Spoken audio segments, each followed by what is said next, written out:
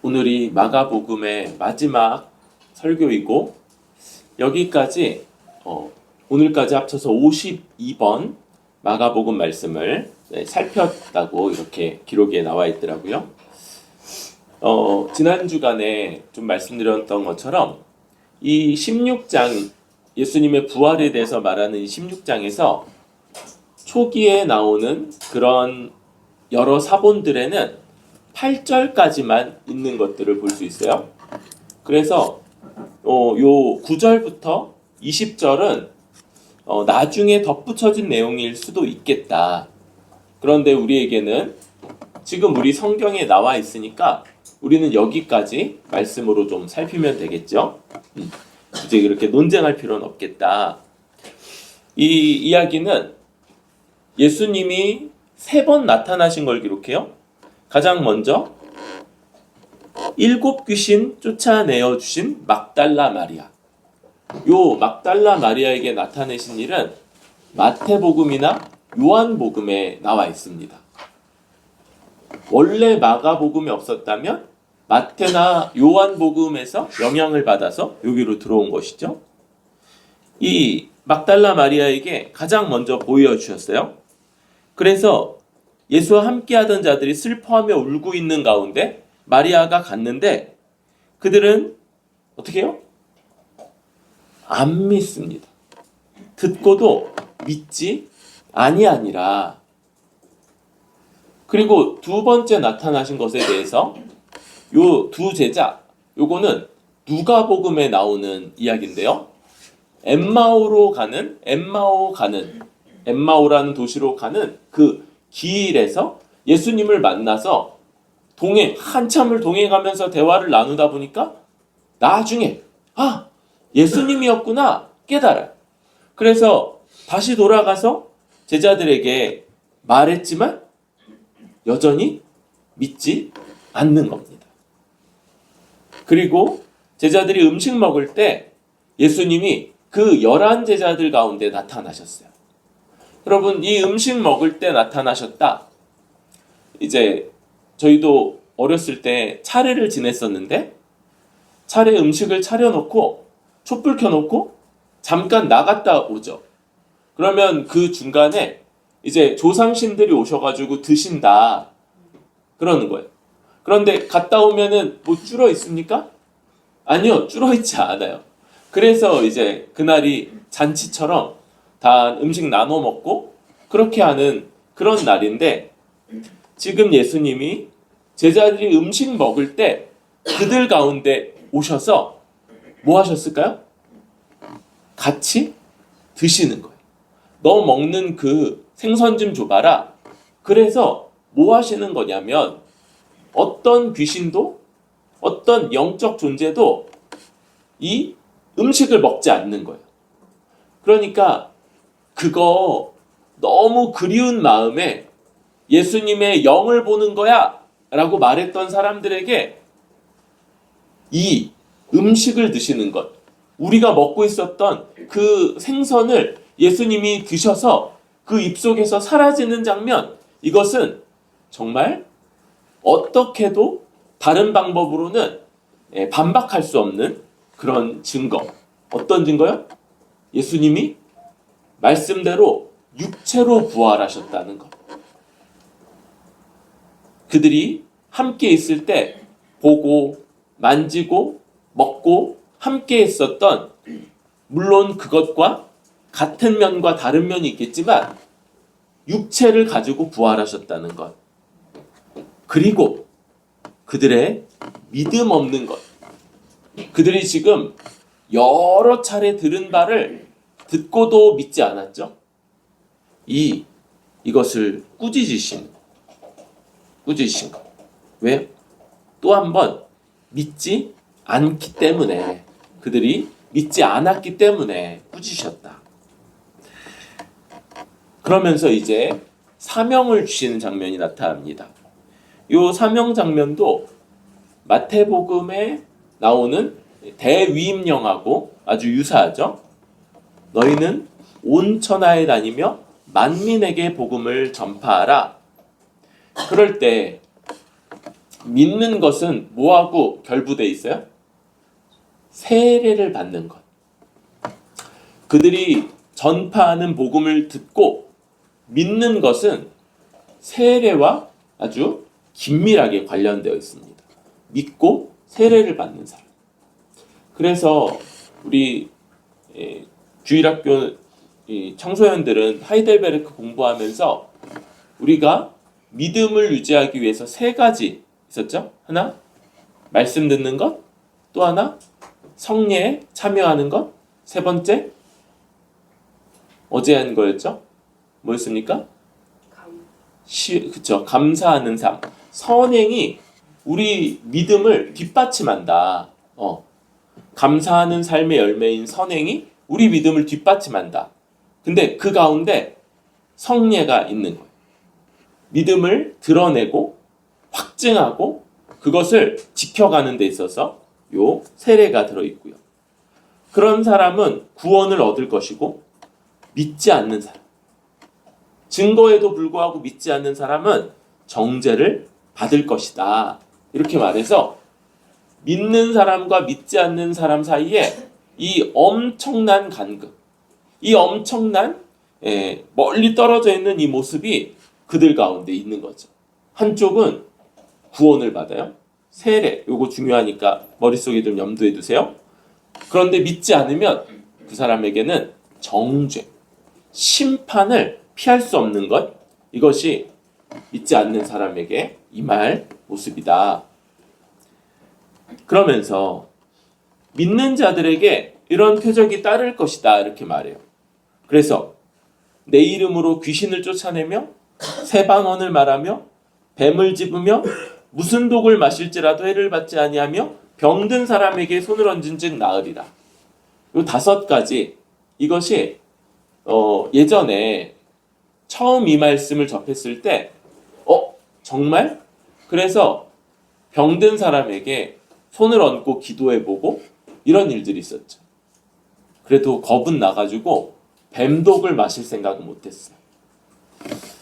그런데 여러분, 지금 이 이야기들이 우리에게, 그러니까 우리 뿌리 깊은 교회의 모든 성도들, 믿는 성도들도 이런 일들이 나타날 거다라는 말씀보다 이 이야기와 관련된 내용들이 다 사도행전에 사도들이 예수님의 말씀을 따라 복음을 온 세상에 전파하는 그 모습, 예루살렘과 온 유대와 사마리아와 땅끝까지 이르러 증인될 때 이런 모습들이 다 나타나는 거예요. 사도 바울 같은 경우, 그죠? 이 배가 난파됐는데 살아남았어요. 그래서 정말 저 사람이 믿는 신은 참인가 보다 이런 말을 듣다가 풀숲에서 아주 맹독을 가진 뱀한테 물린 거예요. 그러니까 주변 사람들이 확 달라지죠. 저 사람 심한 죄, 살인죄 지은 자인 거 분명해. 신이 저 난파에서는, 파선에서는 살아남게 했을지언정 살아남도록 할 수 없어서 저렇게 맹독에 물려서 죽게 하는구나.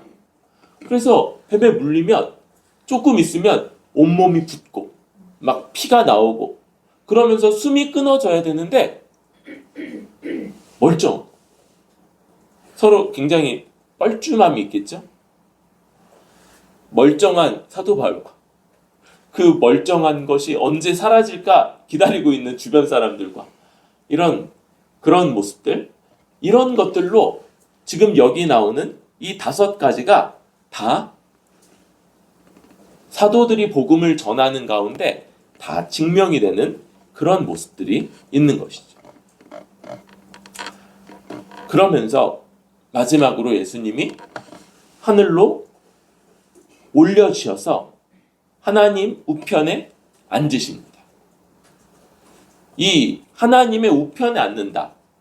여러분, 왕의 보좌의 우편, 우리식으로도 뭐 영의정, 우의정, 좌의정 이런 가장 높은 정승들과 같이 왕의 옆자리에 앉아서 실제로 모든 것들을 다 다스리는 사람으로 예수님이 그렇게 등극하셨다는 거예요. 그래서 어떻게 합니까? 제자들이 나가 두루 전파할세 주께서 함께 역사하사. 주께서 함께 역사하셨어요. 그래서 그 따르는 표적으로 아까 5가지 표적 다 초창기에 다 성취됐다고 그랬죠? 그래서 말씀이 아주 확실하게 증언되는 이런 장면으로 오늘 이야기가 맞춰지게 됩니다.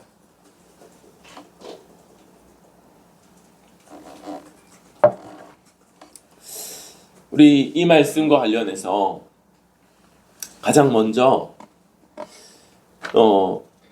믿는 이 오늘 본문이 믿지 않는 것을 아주 강하게 책망하고요. 또 믿는 것, 믿는 자들에게 주께서 함께 하셔서 그 사명을 다하게 될 것이고 이 모든 일들이 이루어질 거다라고 이렇게 말하고 계신 거예요.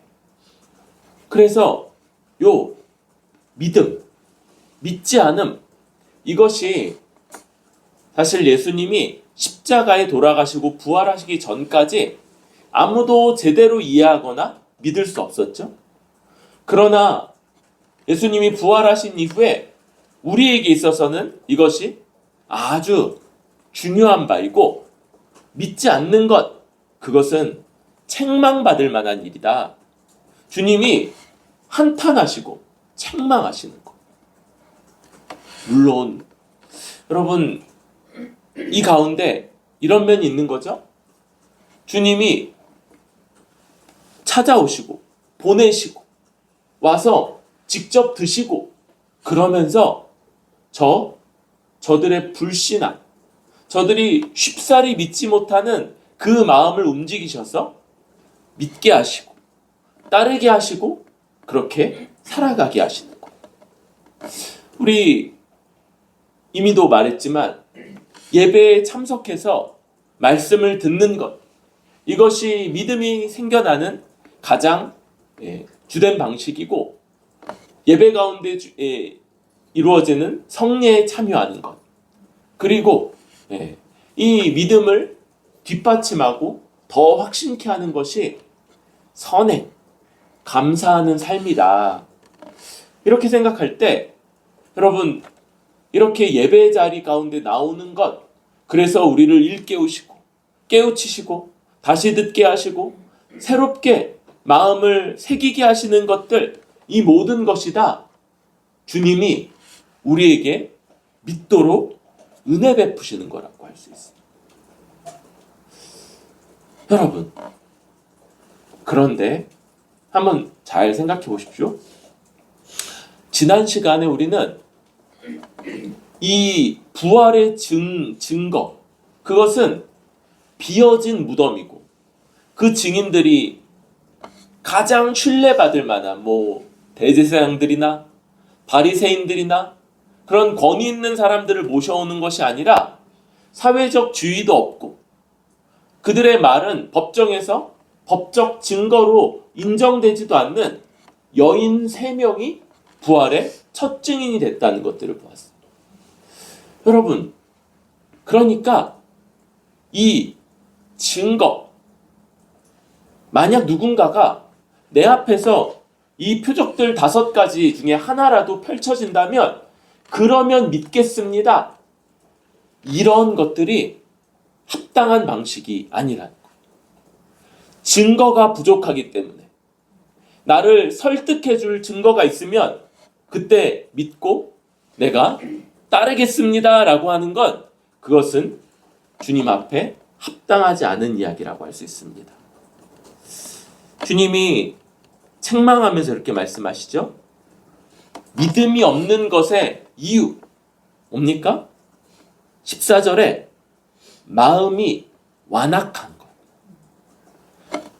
그러니까 더 많은 증거, 더 분명한 논리, 그것이 아니라 그 마음이 삐뚤어지고 마음이 딱딱하게 굳어있기 때문에 정당한 증거를 자세히 살필 생각도 없고 자기의 유불리에 따라서 그거 들으면 내 삶을 바꿔가야 되니까 듣지 않고 거부하는 이 마음의 완악함. 이것이 믿지 않는 이유다. 여러분, 그렇다면 우리의 결론은 뭡니까? 우리 마음의 완악함을 아시면서도 먼저 저 더디 믿는 저 제자들에게 반복해서 찾아가셨던 바로 그 주님의 모습처럼 우리에게 오셔서 우리에게 말씀이라는 방식으로 또 세례와 성찬이라는 방식으로 우리에게도 믿음을 더해 주십시오. 우리 주님에 대해서 이런 표현이 있죠. 후히 주시고 꾸짖지 않으시는 분. 우리가 믿음을 주십시오. 우리 완악한 마음을 제거해 주십시오. 구할 때 얼마든지 들으시고 우리에게 믿음 주시는 주님 앞에 나아가고 또 그럴 때 동시에 믿음으로 주님이 이 설교의 말씀으로 또 예배를 통해서 우리가 행하는 바를 통해서 믿음을 주시고 더하시고 강화시키실 거라는 걸 믿으면서 또 믿음이죠. 믿으면서 우리는 충실히 듣고 이 말씀을 마음에 새기기 위해 애써야 되는 것, 그것이 바로 우리라고 할 수 있겠습니다.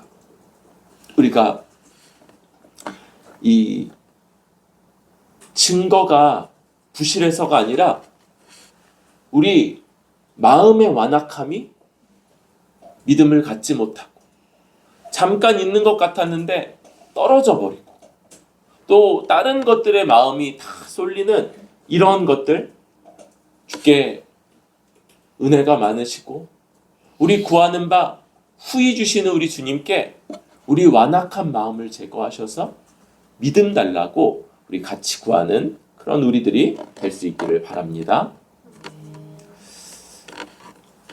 이제 두 번째로 15절에 천하에 다니며 만민에게 복음을 전파하라 할 때 여러분 이 말씀을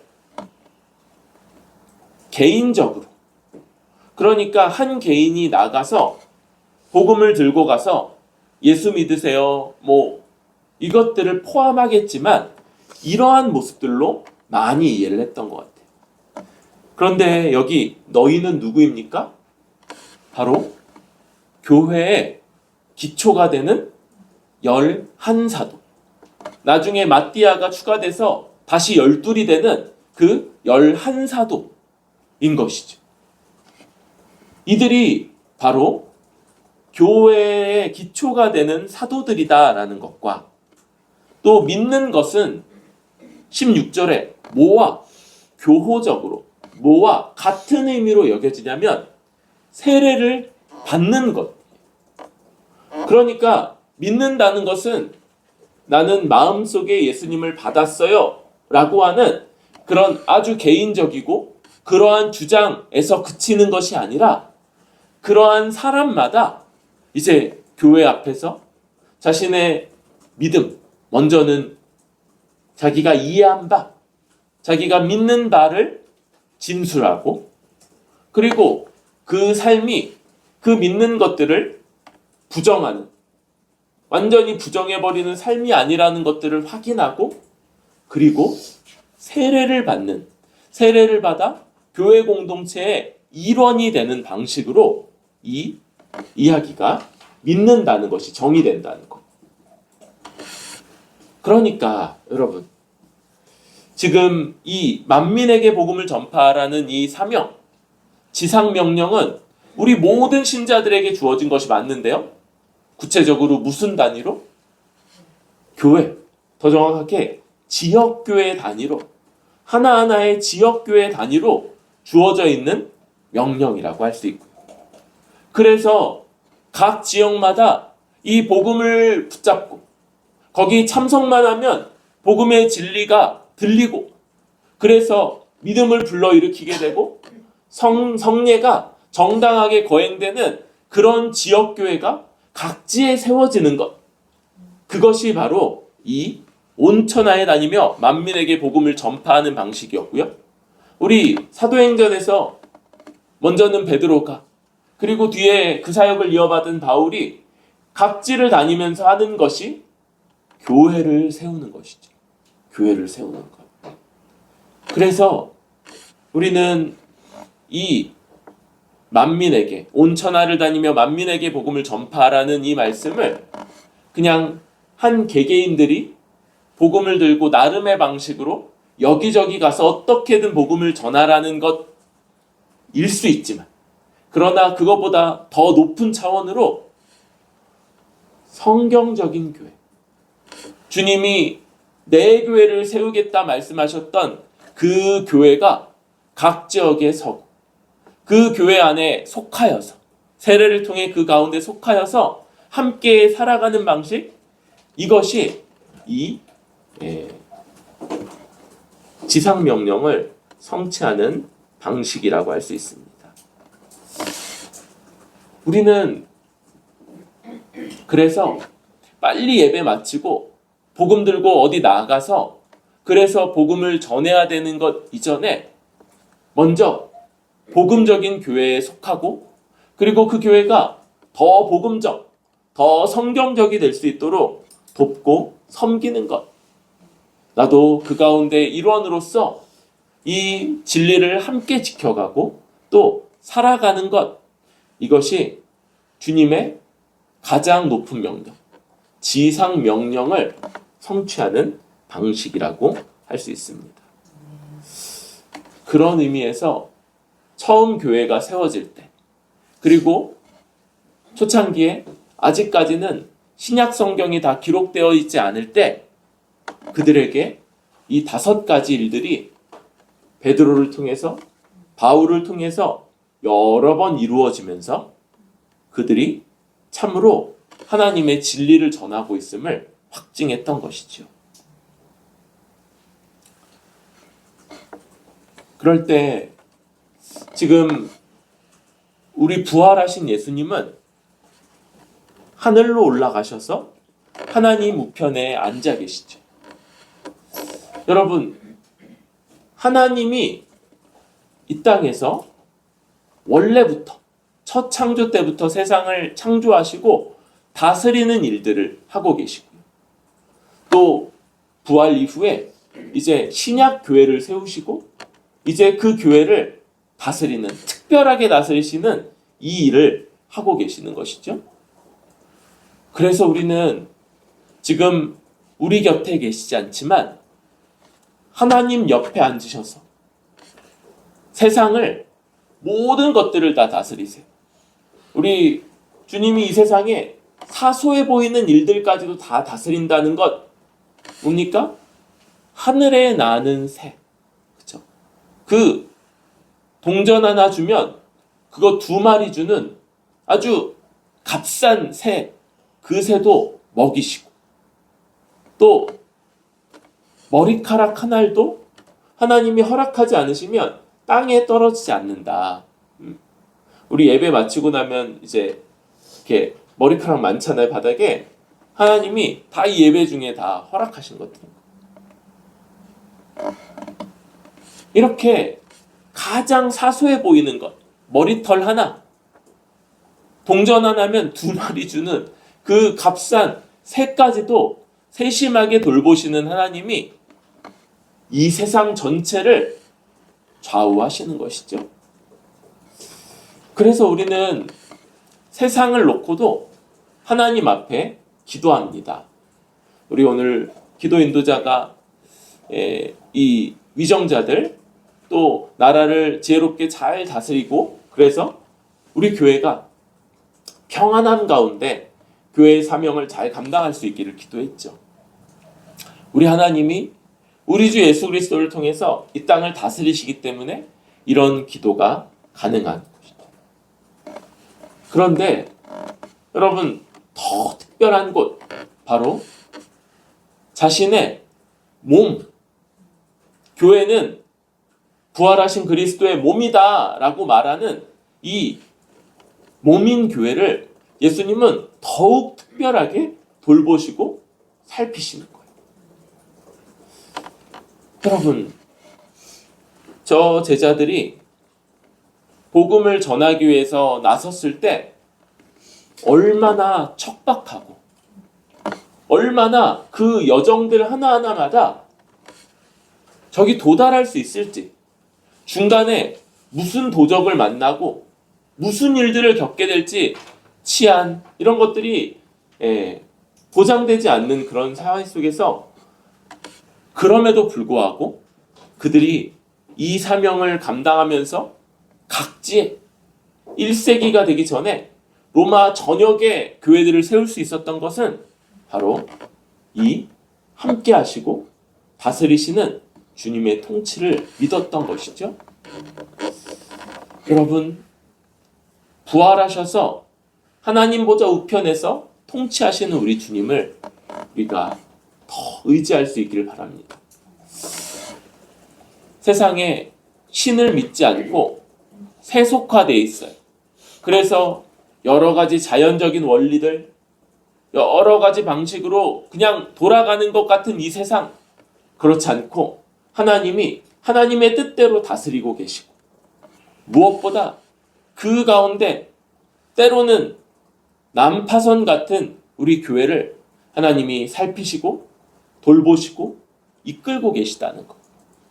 우리가 이것을 믿을 때, 이것을 믿게 해달라고 구하고, 그리고 이것을 믿을 때 주의 뜻대로 우리 삶의 영역에서 우리 만나는 사람들에게 또 우리에게 맡겨진 일들 속에서 이 복음을 잘 증언하며 살 수 있을 거다 생각이 듭니다. 오늘 이 마가복음 52번째 말씀을 나누면서 이 2000년 전에 기록돼서 우리 주님이 하나님 보좌 우편에 앉으셔서 다스리신다는 이 통치, 이것은 2000년이 지난 지금까지 여전히 우리에게 이어져 오고 있고, 그 증거가 바로 우리 같은 자들이 뭐 특별한 면도 없고 굉장히 나은 면이 있지도 않은데도 하나님의 백성으로 부름받아 그 은혜를 누리며 살아가고, 또 예배 때마다 성례 때마다 하나님이 주시는 믿음을 더해 주시는 것, 더 우리 믿음을 온전케 하시는 이 은혜를 받으며 살아가게 하신 것, 이것이 우리의 복이고 또 주님의 부활하신 주님의 통치라고 할 수 있겠습니다. 우리 주 앞에 완악한 마음을 제거해 주셔서 부활하셔서 지금 능력으로 만물을 다스리시고 무엇보다 교회를 다스리시는 주님을 믿고 의지하는 우리들, 그렇게 살아가는 우리들 되게 해달라고, 우리 이것을 주 앞에 간구하며 살아가는 뿌리 깊은 교회 되기를 소망합니다.